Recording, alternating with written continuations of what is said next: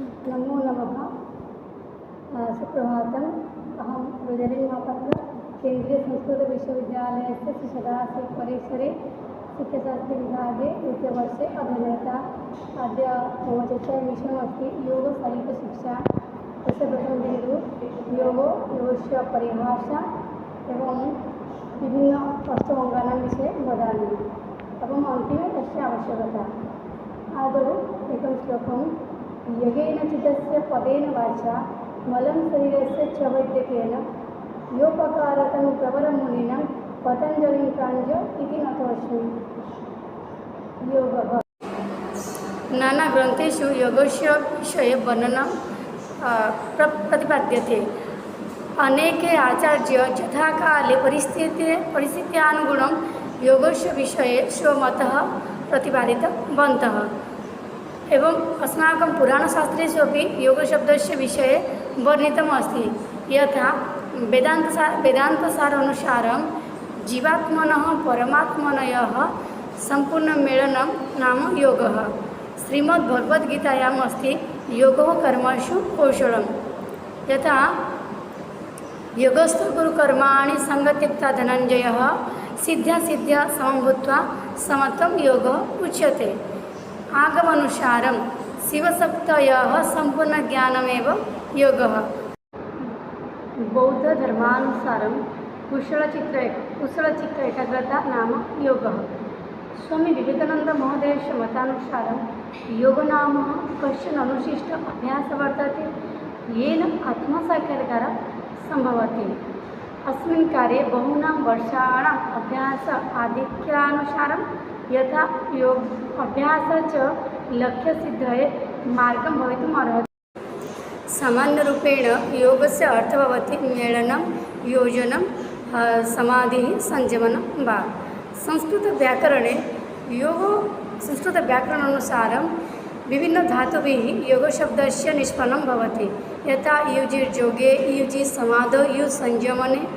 इदानीं योगस्य अष्टौ अङ्गानि। योगस्य अष्टौ अङ्गानि।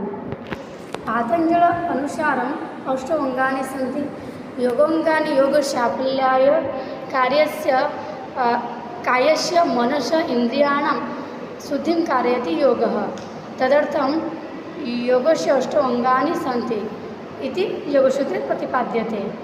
यथा यमः, नियमः, आसनः, प्राणायामः, प्रत्याहारः, धारणा, ध्यानं, समाधिः। आदौ यम नाम संयम, अहिंसा, सत्य, आस्तेय, ब्रह्मचर्य, अपरिग्रह यमः। आदौ अहिंसा अर्थात नुकसान न पहुँचना। अहिंसा सर्वभूतानाम् अग्रह वर्तते। जीवेषु दया।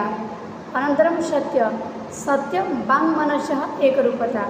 यथा दृष्ट शब्दस्य तद्रेव रूपेण अभिव्यक्तिः। अहिंसा, सत्य, आस्तेय चौर्यभावः परद्रव्यस्य आहरणं वा अर्थात चोरी न करना। और ब्रह्मचर्य जितेन्द्रियता, इंद्रिय वशीकरणं। यत् बाल्यावस्थायां ब्रह्मचर्यः ग्रह्यते परन्तु योगानुसारं ब्रह्मचर्यस्य पालनम् इति कर्तव्यम्। अनन्तरम् अपरिग्रह, भौतिकविषयाणां परिहारः, लालच न करना, विषयं प्रति इच्छापूर्ति न करणीयं। यथा महाव्रतादीनां परिपालनम्। अनन्तरं नियम नाम पालनं। शौच, सन्तोष, तपस्वाध्याय, ईश्वरप्रणिधानानि नियमः। शौच बाह्य आभ्यंतर शुद्धिकरणम् अर्थात पवित्रता। संतोष यया प्राप्यते सा संतुष्टि अर्थात संतोष। और तपः सुख दुख शोक हर्षादि द्वन्द्वानां सहनं तप। स्वाध्याय आध्यात्मपरायणं, शास्त्रादीनां च ग्रन्थानाम् अध्ययनं, विभिन्नशास्त्राणां स्वाध्याय। अनन्तरम् ईश्वरप्रणिधानानि अर्थात ईश्वरचिन्तनं, ईश्वरस्य विषये आत्मसमर्पणभावः। अनन्तरम् आसनं नाम मुद्रा। स्थिरसुखम् आसनं, स्थिरतया दीर्घकाल यावत् सुखेन निषदनं नाम आसनं। यम, नियम, आसन, प्राणायाम। प्राणायामः श्वाससम्बन्धितः तस्मिन् सति श्वासप्रश्वासयोः गतिर्विच्छेदः प्राणायामः।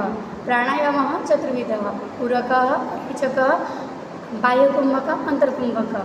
प्रत्याहार स्वविशेषे संप्रयोगे चित्तस्य श्वानुकार इंद्रियाणां प्रत्याहार इति उच्यते। अर्थात इंद्रियाणां स्वविषयेभ्य निवृत्ति अंतर्मुखी वृत्तिश्च प्रत्याहार। अनन्तरं आसनं स्थिर सुखम आसनं। धारणा धारणा नाम एकाग्रता देशबन्धस्थितस्य धारणा। विषयं प्रति हृत्कमले नासिकाग्रे भ्रूमध्ये अन्यत्र वा कस्मिंश्चित् स्थाने निर्दिष्टस्थाने चित्तस्य एकाग्रता धारणा इति कथ्यते। ध्यानं तत्र प्रत्येकतानता ध्यानम् एकाग्रचित्ते ध्येयस्य वस्तुनः एकाकाररूपेण प्रवाहो नाम ध्यानं। समाधि तदेवार्थमात्रनिर्भासः स्वरूपशून्यमेव समाधिः। सम्यक् अधीयते एकाग्रीक्रियते विक्षेपान् मनयत्र सह समाधिः। समाधि अवस्थायां ध्यान अध्येतॄणाम् एकरूपताः सम्पद्यते।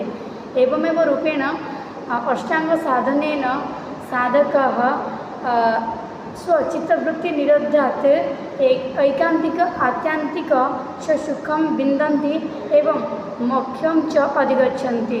अतः अष्टाङ्गयोग आश्रित्य मानवः परमानन्द तथा ईश्वरस्य साक्षात् कर्तुं शक्नुवन्ति। धन्यवादः।